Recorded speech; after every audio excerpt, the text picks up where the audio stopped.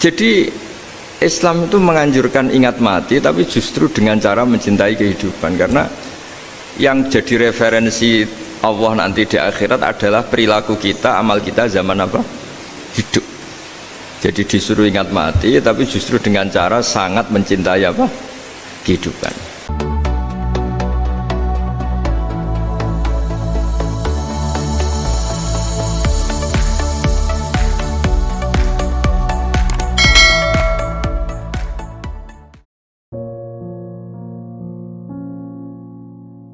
Bismillahirrahmanirrahim. Allahumma sholli wa sallim wa barik ala sayyidina Muhammadin wa ala alihi wa sahbihi asma'in, nama ba'du. Yang sangat kita hormati bersama Direktur RSUD Rembang, Bapak Dr. Agus, jadi juga beberapa dokter spesialis, karyawan dan semuanya. Sebelumnya saya juga mengucapkan terima kasih atas pelayanan ibu kami. Beliau gerak di sini sampai 22 hari bulan Sya'ban sampai wafat juga di sini, dan kami sebagai keluarga sangat terima kasih atas semua pelayanan dan pengabdian tenaga medis di sini. Sebetulnya RSUD itu sudah sopan lah, datang ke kita mintanya ngaji virtual. Gara-gara sopan tuh saya kok jadi ingin sopan juga. Akhirnya saya yang datang ke sini. Biasanya yang lembaga-lembaga besar itu agak sopan itu, ngatur-ngatur orang. Ini kok baik. Padahal BPK ngajinya di saya, lembaga negara. Kemenku pernah ngaji di saya virtual. Tapi RSUD kok kayak kasihan, jadi saya terus iya, jadi hakul jar kira-kira itu karena tetangga itu. Tapi niat saya ya tidak baik-baik banget, sambil jalan-jalan kok dekat jadi. Tapi begini ya, saya akan cerita versi Kiai ya. Kalau versi medis Anda lebih tahu. Kalau versi Kiai itu kematian itu dianggap hal yang sebetulnya ada versi Kiai ya, semua orang tahu lah pasti mati itu. Cuma inginnya mati itu kan macam-macam. Inginnya ya setelah kaya, terus setelah mapan, terus menangi anaknya mapan, cucunya mapan gitu. Terus itu pun sebetulnya ada siap mati juga, tapi ya tetap mati gitu. Jadi saya punya cerita, saya akan cerita yang lucu-lucu ya supaya nggak tegang ya menghadapi kematian ya. Dulu itu kroni itu ya sudah ada, jadi Nabi itu ya punya kroni, tidak hanya pejabat. Nabi itu punya kroni. Nabi Sulaiman itu bisa terbang gitu. Ya mulai dulu manfaatkan angin, jadi angin itu mulai dulu memang luar biasa dimanfaatkan orang sekarang, mulai tenaga angin, pakai rem angin, mulai dulu angin itu luar biasa. Nah itu teman dekatnya Nabi Sulaiman tuh ya agak sopan tuh bilang gini, itu Pak Nabi itu kalau nanti ada malaikat Israel saya pinjam anginnya supaya tidak bisa ngejar saya katanya.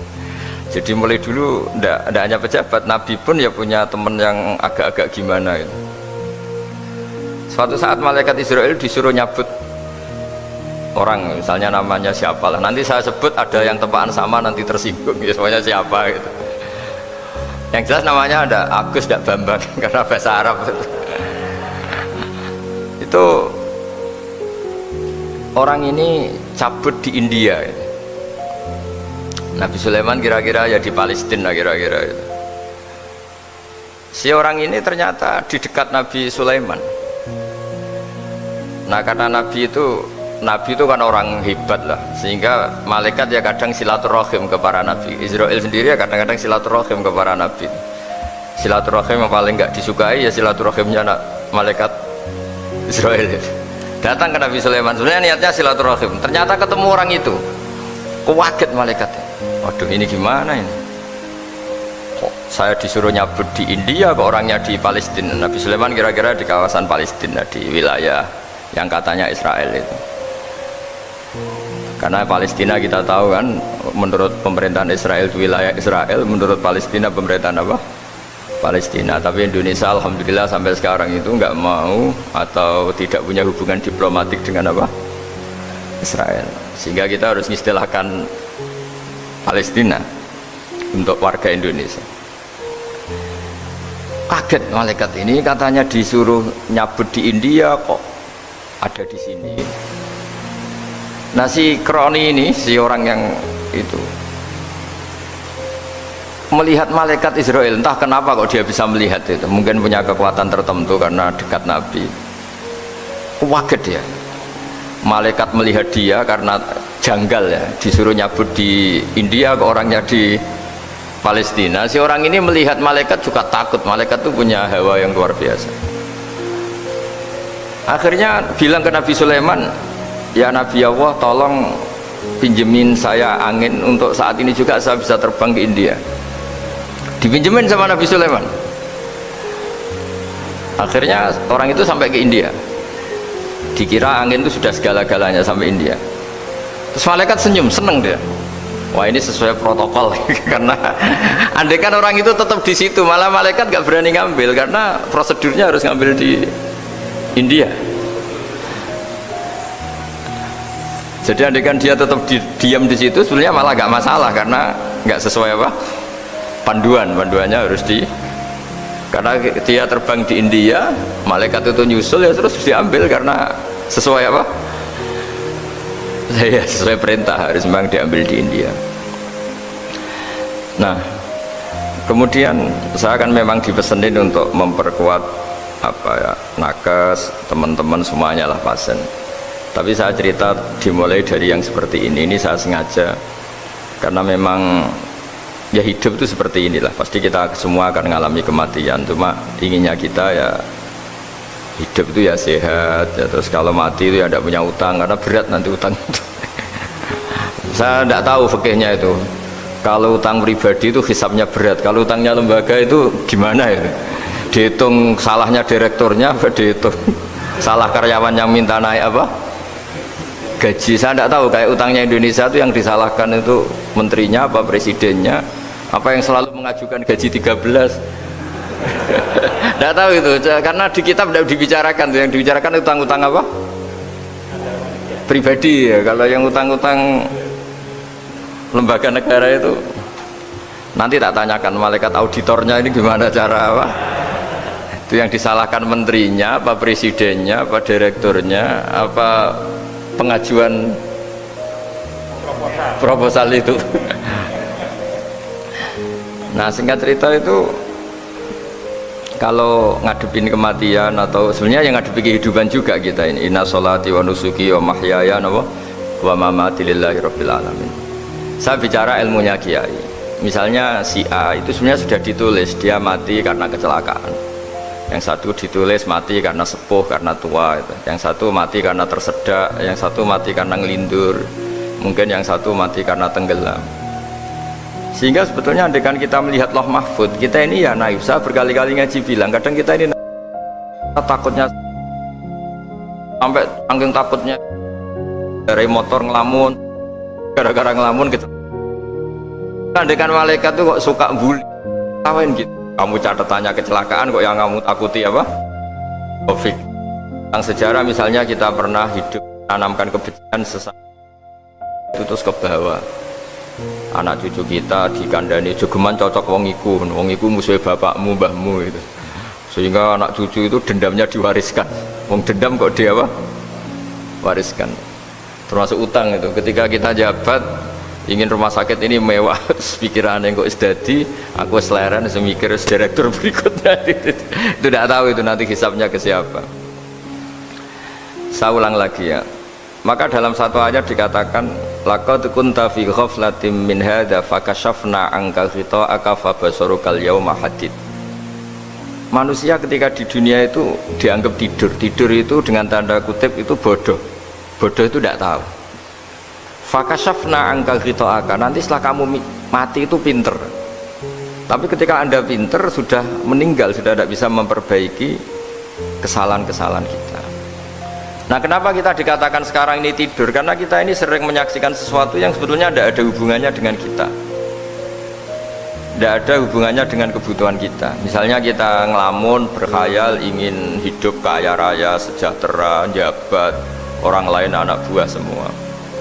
Ternyata itu nggak penting ketika kita di akhirat. Yang penting adalah Anda meninggal dalam keadaan menghamba kepada Allah Subhanahu wa Ta'ala.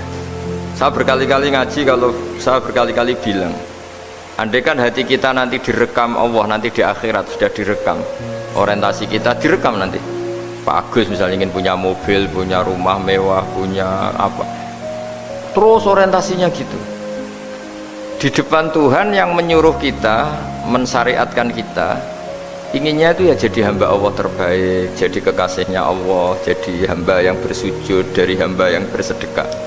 Jadi ini kan tidak sambung. Ada cita-cita versi Allah yang dianjurkan Allah, yaitu bercita-cita jadi hamba yang soleh, yang bermanfaat, yang memanfaati orang banyak. Kemudian ini ada cita-cita yang hadzun nafsi, ingin mapan semua orang anak buah. Hal-hal seperti ini itu harus kita jaga, jangan sampai terjadi. Makanya di semua kitab pertama mendahulukan bab niat. Niat itu ya faman kana hijratuhu ilallah wa rasuli fa hijratuhu ilallah wa rasuli. Orang baik itu orang yang orientasinya itu menuju Allah Subhanahu wa taala. Lalu yang kurang baik adalah orang yang orientasinya itu ya harta, perempuan, pokoknya inginnya itu hal-hal yang kepentingan dirinya sendiri. Nah lalu kenapa kita kadang tidak tahu? Ya tidak tahu itu karena tadi kita kalau tidak wiridan itu tidak punya efek samping kan. Tapi kalau kamu nggak punya uang kan terus lemes. Karena ngerti itu terus uang itu penting, wiridan tidak penting. Nah dari kesimpulan itu sebenarnya kita menjadi bodoh. Karena menjadi bodoh ketika Anda meninggal ternyata uang ini nggak penting, wiridan ini penting. Tapi tahu kita terlambat setelah kita meninggal. Nah di sini saya ingin mengingatkan apapun kondisi kita, yang jelas itu ingat selalu kepada Allah Subhanahu wa taala. Caranya ingat gimana? Kata Nabi, kamu bayangkan musibah yang lebih ekstrim, kamu akan tahu yang kamu alami itu ahwanu wa aisar, yang kamu alami itu ringan sekali, ringan seringan-ringannya. Saya beri contoh ya, kalau Anda belajar, kalau dalam bahasa pondok itu falak, mungkin kalau bahasa umum itu apalah, ilmu apa, misalnya orang ahli meteor, ahli apalah, ahli perbintangan, ketakutannya pasti benda langit ini jatuh kemudian menimpa bumi. Nanti kalau Anda ahli geologi itu takutnya bumi ini likuifaksi karena sumber daya alamnya sudah begitu dikeruk, dimanfaatkan. Nanti yang ahli teroris atau yang ahli ekstremis itu takutnya itu ada teroris. Yang ahli sosiologi takutnya Indonesia itu chaos. Kalau chaos ya saling bunuh, saling. Jadi semuanya ini, ketakutan ini semuanya mengarah terhadap kematian. Kecelakaan lalu lintas ya menjadikan orang mati, likuifaksi kayak kemarin di Sulawesi ya, iya, gunung meletus, gempa, tsunami. Nah ketakutan yang menjadikan kematian sebenarnya banyak. Kalau baru tsunami aja ya orang takutnya ke tsunami, nanti kalau ada kematian gempa ya takutnya gempa, kalau temanya covid ya takutnya covid. Terus kalau ada tetangga mati karena ngelindur ya baru gue ger nak turu, hati-hati nggak nak mati ngelindur. Jadi nah masalahnya kan kita tidak tahu, nggak tahunya itu ya tadi takutnya covid, ternyata catatannya itu mati kecelakaan, takutnya kecelakaan ternyata matinya itu ngelindur, kan kita tidak pernah tahu. Dari tidak pernah tahu itu kemudian agama datang dengan anjuran, sudahlah kamu tawakal bahwa semua urusan kamu di tangan Allah Subhanahu wa taala. Inna sholati wa nusuki wa mahyaya wa mamati lillahi rabbil alamin la syarikalah. Yes, ibadah kita, sholat kita, hidup kita, mati kita semua di tangan Allah Subhanahu wa taala. Sehingga dengan berpikir begini ini melihat covid itu ya kayak melihat potensi kematian yang lain, kayak karena gempa, likuifaksi, kecelakaan, karena ngelindur, karena macam-macam. Kenapa saya membuat apa atau menyarankan ya supaya orang berpikir demikian, supaya bersyukur bahwa kita ini dihimpit, disekelilingi penyebab kematian tadi. Kalau kita ahli meteorologi mungkin takutnya itu asteroid jatuh, terus kemudian meteor jatuh yang nggak habis digesek oleh sistem alam, terus macam-macam. Yang ahli gempa juga takutnya gempa, yang ahli tsunami takutnya tsunami, yang ahli sosial takutnya Indonesia chaos, kemudian saling apa, bunuh, saling apa dan sebagainya dan sebagainya. Nah dengan keadaan seperti ini kita ini baik sekali. Bukan sekedar baik, baik sekali. Kita tidak mengalami chaos sosial, kita tidak mengalami likuifaksi, kita tidak mengalami benturan benda langit di bumi kita. Karena itu sekali terjadi, bukan 1-2 lagi, tapi habis seluruh Indonesia, mungkin seluruh dunia. Nah, di sini cara Allah membuat kita selalu bersyukur bahwa hal-hal itu tidak terjadi. Jadi ada sebuah ayat yang Allah selalu mengingatkan, aamintum man fis sama ayakhsifa bikumul ardo fa idza hiya tamur.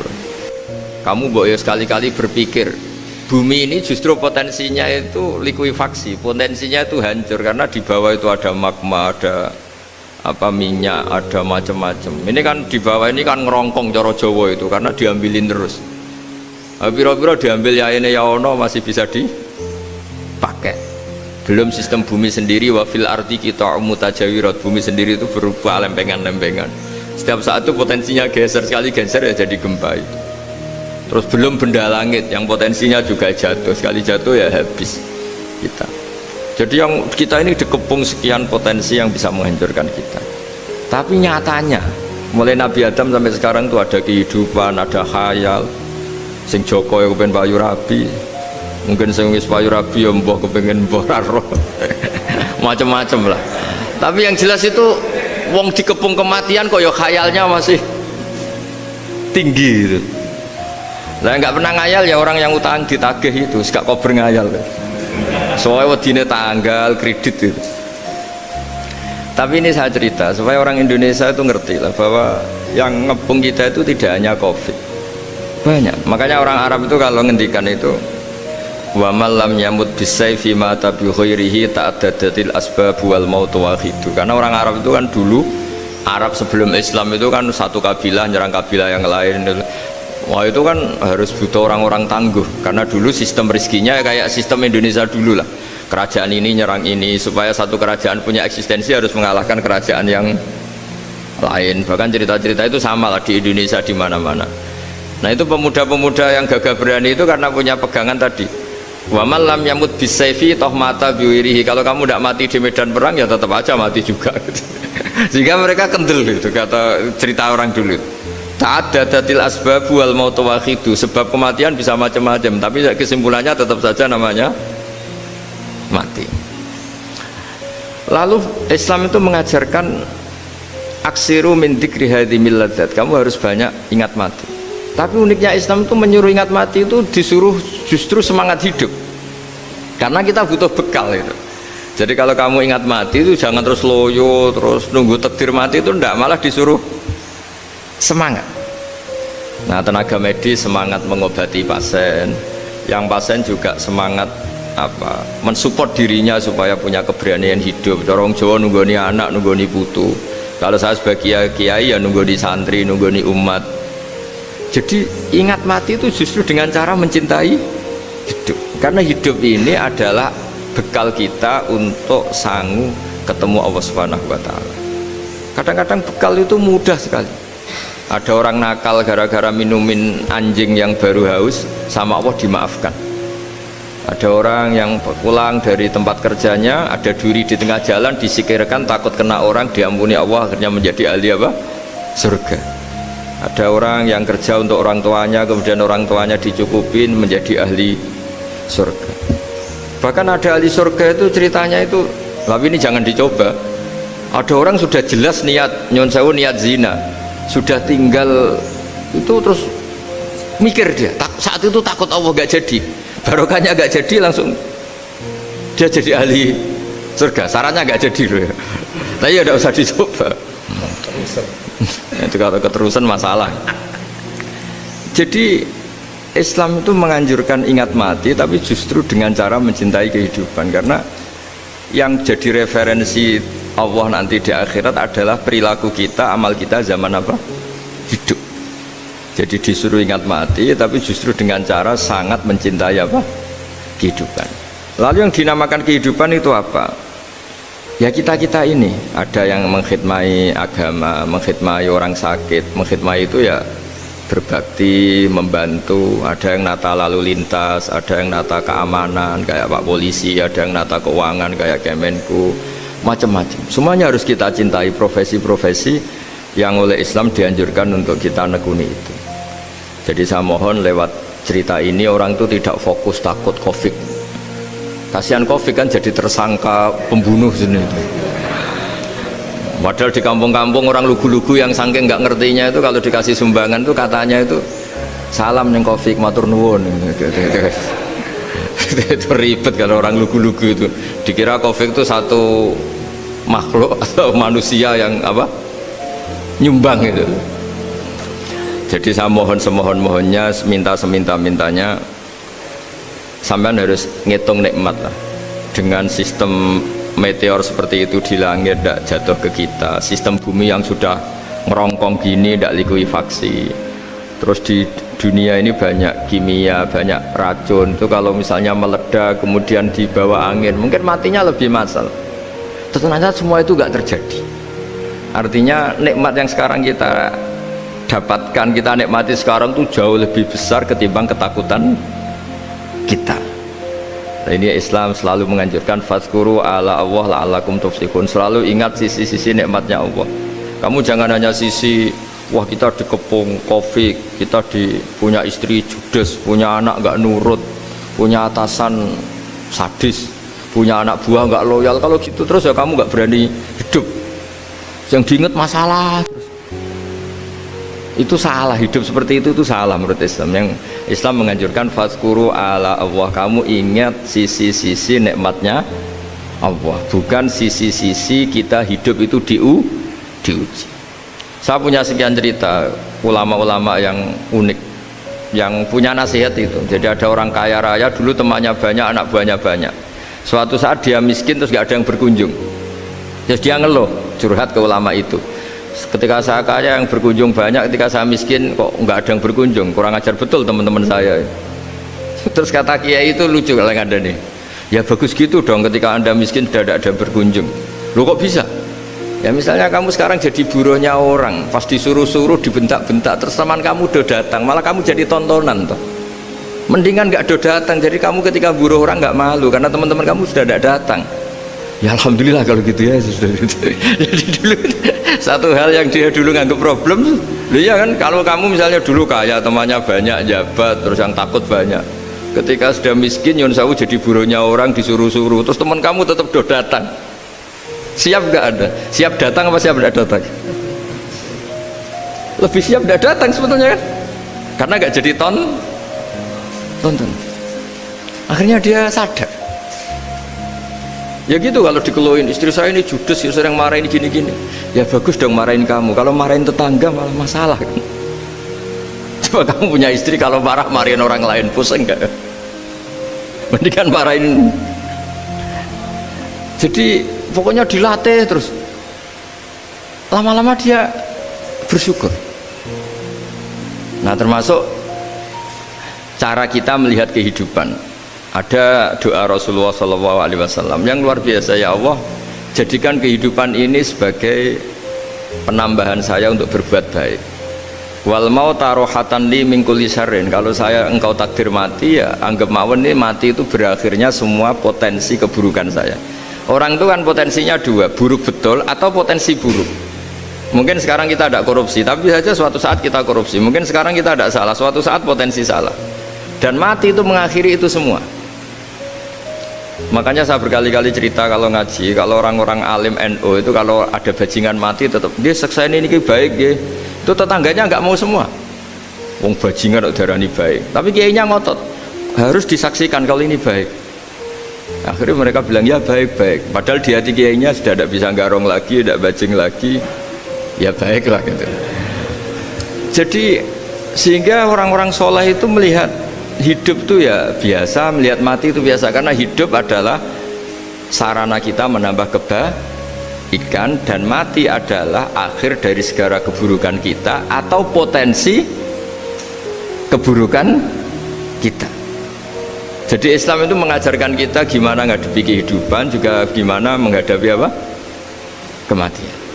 Jadi saya ulang lagi, itu ajaran-ajaran Islam yang luar biasa. Jadi ij'alil hayata ziyadatan li fi kulli khairin wal mauta rohatan li min kulli syarrin. Jadi hidup menambah kebaikan, kalau kita mati anggap saja mengakhiri semua buruk kita kalau kita sedang buruk atau potensi keburukan kita. Saya cerita ringan tapi supaya diingat-ingat. Jadi kalau kita yang nekuni, saya tadi kan sudah bilang, kita kiai yang nekuni ilmu itu ya tadi kita agak fokus bicara COVID. Inna Allaha yumsikus samawati wal ardo an tazula wala in zalata in amsakahuma min ahadim min ba'dih. Kalau kamu ahli meteorologi kan melihat ini jatuh jumlahnya besarnya sekian. Ini kalau digesek oleh atmosfer paling masih sekian, kayak kemarin Januari kan hujan meteor yang sering kena Lampung kemarin. Terus di mana-mana mesti takut kamu itu. Kalau kamu ahli gempa takutnya itu ya pergeseran lempengan bumi. Kalau kamu ahli tsunami ya takutnya tsunami. Kalau ahli sosiologi ya takutnya chaos sosial, ya sama. Kamu medis ya takutnya penyakit yang menular, penyakit seperti ini. Oke, kita sekarang fokus menghadapi COVID dan kita selalu berharap supaya Indonesia terbebas dari apa? COVID dan musibah-musibah yang lain. Ya tadi, apa gunanya terbebas dari COVID tapi chaos sosial kayak apa terus kita? Sehingga Islam selalu mengajarkan harus disyukuri lah bahwa kita sekarang alhamdulillah kita hidup harmonis. Kita kata Mbah Mun Bhinneka Tunggal Ika itu dingendikakno terus yang terakhir masalah air. Air itu sumber kehidupan. Di antara Allah mengingatkan kita adalah kul ara'aitum in asbaha ma'ukum ghoron famayyatikum bima imma'in. Bumi ini kan bawahnya ada magma, terus ada air. Normalnya air itu nggak ada. Secara teori itu normalnya air itu nggak ada karena bumi itu kan kalau ada air kan meresap. Sudah meresap, bawahnya itu ada minyak, ada magma, harusnya air itu tersedot habis. Tapi orang saking angkuhnya, saking cueknya, ngira air itu malah potensinya itu abadi. Sebetulnya kalau menurut teori alam, air itu gampang hilang kan, diletakkan di bumi ya bumi itu meresap. Nanti bawahnya itu ada minyak, ada sebagian ada magma, ada macam-macam lah. Jadi potensi air itu harusnya nggak ada malah kalau melihat sistem itu. Tapi karena Allah saking rahmannya, air ini dijaga sedemikian rupa tetap ada. Kalau melihat sistemnya kan normalnya malah gak ada. Makanya Allah selalu mengingatkan in asbahama ukum ghoron, suatu saat air yang kamu pakai yang jadi sumber kehidupan itu bisa saja tahu-tahu hilang, mungkin tersedot oleh panas bumi atau corong Jawa niku nyeresep entek atau gimana lah cara Allah menghilangkan. Famayyatikum bima imma'in, lalu siapa yang bisa mendatangkan air itu lagi? Ini kata para hafid, ini yang kata guru-guru ya, termasuk yang dikatakan Pak Mukhtar ini, nanti orang harus ngendikan menjawab Allahu Rabbul Alamin, hanya Allah sendiri yang bisa mengatur air ini selalu ada. Itu Pak, kalau kamu pikirkan air kamu sokkan di bumi kan mesti langsung hilang, meresap ke bumi. Bumi ada bawahnya lagi, ada bawahnya lagi, dan mungkin bukan yang paling bawah mungkin tomak, harusnya itu nggak ada. Tapi Allah saking sayangnya mengatur sistem air itu ada dan tersedia. Tapi ketika orang terlalu cuek dan angkuh sampai lupa syukur tersedianya apa? Air itu Allah mengingatkan, disuruh bayangkan, kul ara'aitum, coba bayangkan kalau in asbaha ma'ukum ghoron. Tadi kan ada khataman ya, saya ikut, terima kasih. Bayangkan kalau air suatu saat itu ghoron, menjadi hilang. Famayyatikum bima imma'in. Jadi saya tidak bisa spesifik memberi nasihat tentang COVID karena ya tadi yang bisa membunuh kita ini banyak ya, tsunami ya bisa bunuh, gempa bisa bunuh, likuifaksi bisa bunuh, jatuhnya benda lain kita bisa bunuh, takut tanggal utang kaget ya bisa bunuh macam-macam ya, semacam-macam lah, ngelindur ya. Kemarin mudik aja yang sebelum tertata rapi aja, mudik aja berapa kemarin, kalau ada apa mudik lebaran yang tahun berapa, 3 tahun yang lalu apa 4 tahun yang lalu dulu. Jadi saya mohon, ketakutan kita adalah yang hakikat adalah takut jadi hamba yang tidak baik. Itu yang harus jadi ketakutan sejati, takut kita di mata Allah tidak jadi hamba yang baik sehingga kita jauh dari Allah Subhanahu wa ta'ala. Karena cita-cita terbesar kita dan cita-cita terbaik kita adalah jadi hamba yang diridhoi Allah Subhanahu wa ta'ala. Sebaliknya ketakutan kita sejati adalah takut su'ul khotimah, takut jadi hamba yang tidak baik. Kita inginnya adalah assalamu alaina wa ala ibadillahis sholihin, yang berhak mendapat keselamatan dunia akhirat adalah orang-orang atau hamba-hamba yang soleh. Ya tadi, untuk menjadi soleh itu gampang di Islam itu. tenaga medis nolong pasien ya ibadah, pasien husnudzon sama dokter ya ibadah, mengelola hidup, ingin hidup ya ibadah, anak ngurus istri ngurus, pokoknya anak yang ngurus keluarganya juga ibadah. Semuanya itu di Islam itu asal tidak maksiat itu dianggap apa? Ibadah. Dan untuk orang menjadi kekasihnya Allah kayak tadi, ada orang yang karena ngerawat hewan dijadikan walinya Allah, menghilangkan duri atau pengganggu di jalan jadi kekasih Allah. Itu cerita-cerita itu semuanya ringan. Bahkan tadi ada yang cerita sekedar ingin maksiat dan tidak jadi. Dalam Islam itu kan gitu, orang yang merencanakan maksiat kemudian tidak jadi, itu ditulis pahala. Jadi gampang sekali untuk menjadi orang soleh dalam Islam. Kalau tidak bisa itu semua, kata Nabi, takufus syarroka anin nas fa inna sodaqatun minka ala nafsik. Kalau tidak bisa berbuat baik sama orang lain, yang penting tidak mengganggu orang lain. Terus kan enak seturu ning omah ngelamun bengak-bengok dhewe aja banter-banter, tapi nak bengok-bengok banter-banter kan ganggu tonggo. Itu asal tidak ganggu orang lain. Takufus syarroka anin nas. Kamu jangan sampai efek buruk kamu berakibat pada orang lain. Itu juga fa inna shadaqatun minka ala nafsik, itu ya bagian dari sedekah kamu. Taruh saja misalnya kalau secara ilmu medis, misalnya kita ini kok dinyatakan positif COVID, secara ilmu medis nggak boleh ketemu orang lain, terus kamu diisolasi. Kamu niatin ketika diisolasi itu tidak menularkan bahaya kepada orang lain, itu juga ibadah. Jadi ibadah itu gampang sekali, mudah sekali. Karena agama ini yuridu wa bikumul yusra wala yuridu bikumul usra. Agama ini mudah, bukan sulit. Ya, mohon maaf tadi saya nggak bisa datang yang jam 11 karena saya tadi malam hormat di Jogja, acara 7 harinya Kiai Jatabek, tadi pagi baru datang. Tapi saya mohon pokoknya yang seneng ya, hidup itu yang seneng, diberi kesempatan hidup sampai sekarang itu yang seneng. Jangan karena teman kamu meninggal terus akan-akan ini teman saya meninggal, paling saya besok. Kok kamu tahu? Nyatanya besok hidup lagi, besoknya ya hidup lagi, sampai sekarang ya masih hidup. Sudahlah, mensyukuri yang ada. Jadi sudah saya mohon, syukur itu penting. La in syakartum lazidanakum. Justru dengan kita syukur itu insya Allah segalanya akan tambah baik, tambah baik. Nggih, matur nuwun ngapunten ingkang kathah. Assalamualaikum warahmatullahi wabarakatuh. Terima kasih kepada beliau Romo Kiai Haji Ahmad Bahauddin Nur Salim, atau biasa kita sapa dengan Gus Baha, menginjak pada acara selanjutnya, yakni doa yang insya Allah akan dibawakan oleh beliau Romo Kiai Haji Ahmad Bahauddin Nur Salim. Monggo kepada beliau waktu dan tempat kami persilahkan. Al-Fatihah.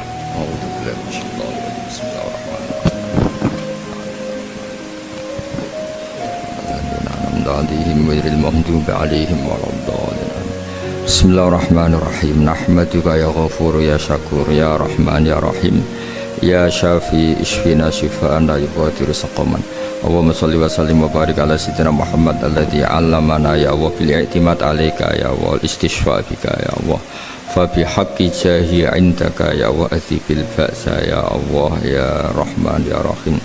Allahumma ya Allah, Allahumma anta syafi ishfina shifaan la yughadiru saqaman. Allahumma ya wa anta syafi ishfina shifaan la yughadiru saqaman. Wasfi mardona ya Allah wa tayu mardona, innaka anta syafi azibil ba'sa rabban nas, innaka anta syafi ya Allah. Allahumma ya Allah la narju siwaka wa anta rojauna ya Allah, wa anna lan nahlika wa anta ma'ana wa anta rojauna ya Allah, faj'alna ya Allah wa ahla Indonesia salimin ghanimin mu'afin min kulli bala'id dunya wal akhirah. Allahumma ya ilahana ya wa ij'alna min ibadika syakirin min ibadika sholihin wa min ibadika alladhina ya Allah ma syofi ardika haunan ya Allah na'muru bil ma'ruf wa nanha 'anil munkar. Ya Allah ya Allah ya Haqqu ya Mubin, is'alna ya Allah salimin ghanimin mu'afin min kulli bala'id dunya wal akhirah. Rabbana atina fid dunya hasanah wal akhirati hasanah wa qina adzabannar. Sallallahu alaihi sayyidina Muhammad sallallahu alaihi wasallam. Subhana rabbika rabbil izzati amma yasifun wa salamun alal mursalin walhamdulillahi rabbil alamin. Al-Fatihah.